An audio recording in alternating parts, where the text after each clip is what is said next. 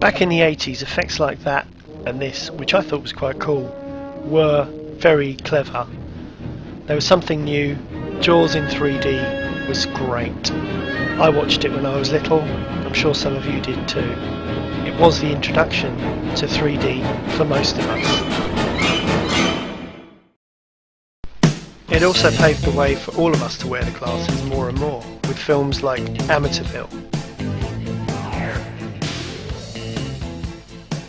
and Friday the 13th Part 3. It made the images seem to jump out at you and fly past you.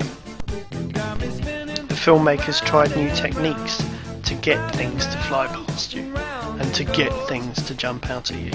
It was a new era for filmmakers and viewers alike. They even tried it with horror movies to see if they would become more realistic and frightening.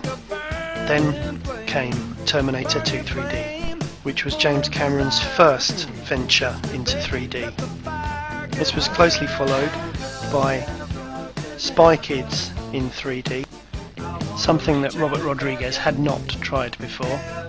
There was then quite a big gap in between the 80s and 90s movies, and you fast forward to 2004, when in late November Polar Express was released in 3D also. This utilised new technology and new computer graphics and animation. There was another small gap, and then in 2009 Monsters vs Aliens was released in 3D. Utilising newer and newer technology, the boundaries of 3D were pushed ever forward, closely followed by Up, where the technology again was pushed forward. 2009 was already a very strong year in 3D technology, and then something quite amazing happened at the end of 2009 which pushed the boundaries in 3D ever forward. Avatar, written and directed by James Cameron, started out its voyage in 1994, when Cameron himself wrote an 80-page script for the film. According to him though, the necessary technology was not yet available to achieve his vision of the film, so production was put on hold for a few years. Principal photography for the film began in April 2007 in Los Angeles, using a modified version of the digital 3D fusion camera system developed by Cameron himself. Because of this film, something else happened. CES 2010 introduced the 3D TV to the world.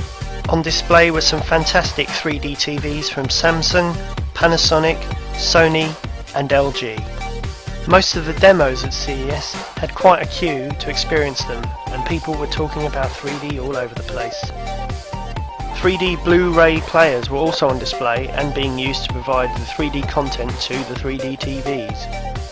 Samsung, Sony, Panasonic and LG were using active shutter glasses of differing prices and weights, all battery powered.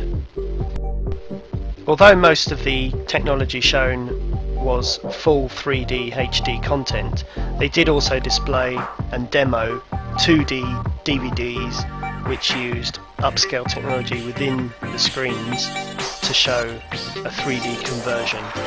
And this wasn't too bad at all. This did actually show quite good depth, much more than a 2D, obviously not as high quality as the 3D. And the active shutter technology, which shut off each eye to show each left and right image from the screen.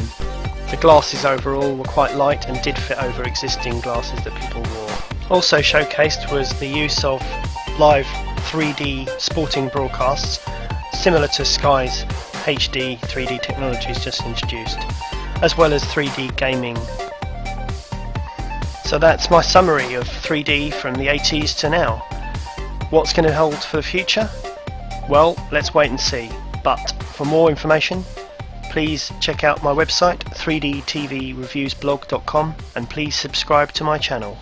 Thank you.